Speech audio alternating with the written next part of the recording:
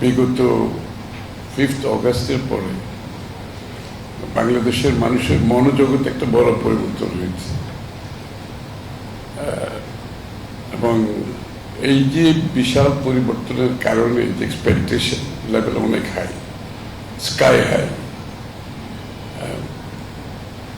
এবং এই যে মনোজগতের পরিবর্তনটা যদি আমরা বুঝতে না পারি, আমি বলি যে politicians and stakeholders better wake up and smell the coffee, otherwise আমাদের কিন্তু কোনো সামনের দিকে এগোনো খুব কঠিন হবে।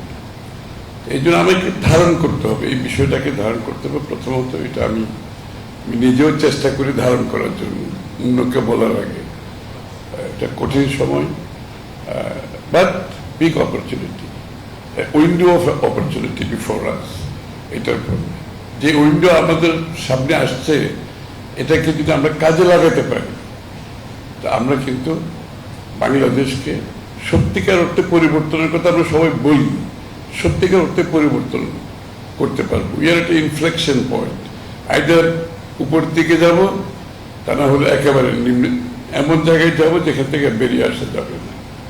তো এই জন্য আমার মনে হয় সবাই যদি এটা আমরা ধারণ করতে পারি, অ্যাকর্ডিংলি যদি কাজ করতে পারি, যার যার অবস্থান থেকে যদি আমরা সবাই পারফর্ম করি, তাহলে বোধহয় সামনের দিকে এগিয়ে যাওয়া সম্ভব। আমাদের পক্ষ থেকে যেটা, আমার দলের পক্ষ থেকে যেটা, আমার মাননীয় প্রধানমন্ত্রী যেটা বলেছেন, we have a plan. I mean, it's not a political rhetoric. I can assure you it's not a political rhetoric, it's not a political statement. এটা আমরা কিন্তু অনেক হোমওয়ার্ক করেছি, লাস্ট 1-1.5-2 বছর ধরে করতেছি।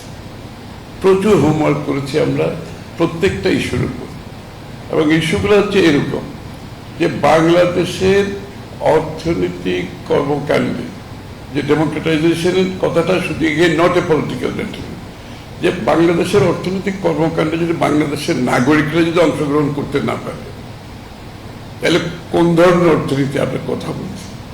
আমাদের প্রত্যেকটি নাগরিকের equal access, level playing field থাকতে হবে, যাতে করে আমাদের প্রত্যেকটি নাগরিক আমাদের অর্থনীতিতে অংশগ্রহণ করতে পারে।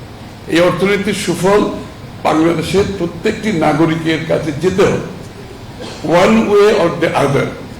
এই সুফলটা পৌঁছাতে হবে আমাকে। এই গাইডিং প্রিন্সিপালগুলো আমরা খুব, এটার ভিত্তিতে আমরা প্রোগ্রামগুলো